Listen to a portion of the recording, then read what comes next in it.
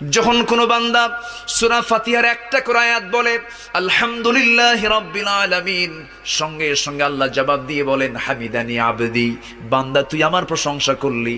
আর রহমানির রহিম যখন বলে আল্লাহ বলেন আসনা আলাইয়া আবদি। মালিক ইয়াউমিদ্দিন যখন বলে আল্লাহ বলেন মাজ্জাদানি আবদি।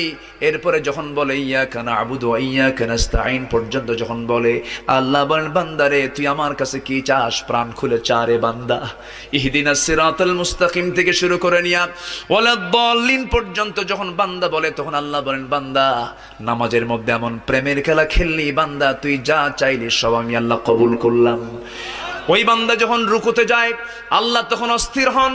ওই বান্দা যখন সিজদায় যাওয়ার জন্য প্রস্তুতি নাই, সমস্ত ফেরেশতাকে ডাক দিয়ে বলেন ও ফেরেশতারা, এই বান্দাগুলো আমাকে দেখলো না, রাসূলকে দেখলো না, কোরআনকে দেখে হাদিসকে বিশ্বাস করে আমাকে খুশি করার জন্য তার সবচেয়ে সম্মানজনক